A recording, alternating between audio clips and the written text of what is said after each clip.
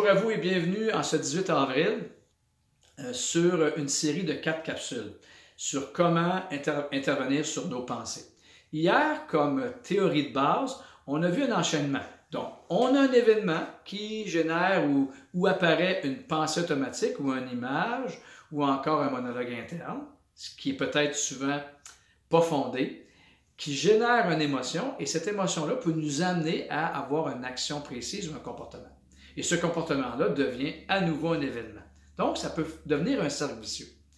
J'ai pensé à vous présenter un tableau en 7 colonnes. Pourquoi ce tableau-là qu'on va voir ensemble? Parce que lorsqu'on vit des événements, ce n'est pas tous les événements qui nous amènent dans des inconforts, mais parfois il y a un événement qui reste accroché, qui reste en nous et on le traîne une journée, 2 journées. Et c'est à ce moment-là que moi, j'utilise ce tableau-là qu'on va voir en 7 colonnes pour m'aider à soit apaiser mes émotions ou changer certains trucs en agissant sur mes pensées. Et je le suggère aussi aux gens. Donc, quand j'ai des ficelles, je sors les plus gros canons.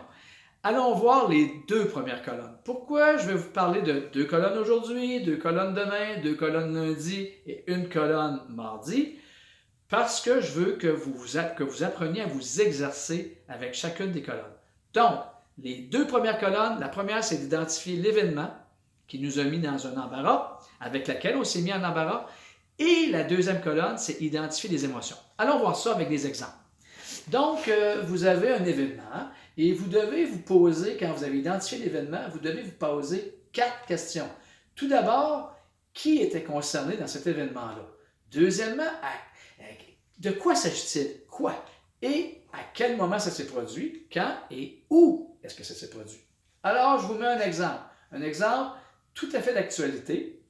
Si vous êtes en confinement et que les 2 parents travaillent à la maison et que les enfants sont parmi nous, évidemment, on les aime, nos enfants, et puis la famille, c'est important, mais peut-être que d'être confiné presque 24 heures sur 24, tout le monde ensemble, c'est inhabituel, c'est un événement qui est inhabituel, et là, on peut avoir peut-être certaines petites sautes d'humeur.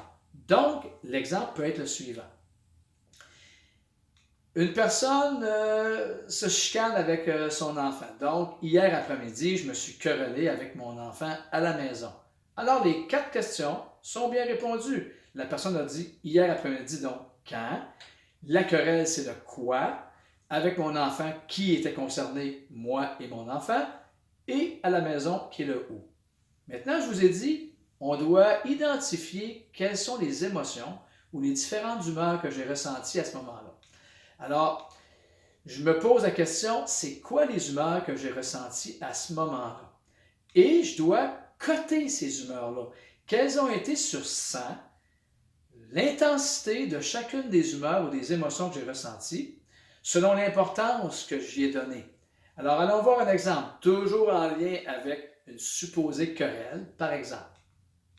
Donc, je pourrais avoir ressenti, le parent pourrait dire « Ah, j'ai ressenti de la colère, j'étais en colère à 55%. » Bon, c'est pas grave si le chiffre n'est pas exactement comme la vraie intensité, mais à peu près. J'ai été déçu, peut-être déçu de moi ou déçu de la situation à 30%, et j'ai ressenti du regret à 80%. Peut-être que j'ai regretté ma façon d'agir ou j'ai regretté amèrement la situation.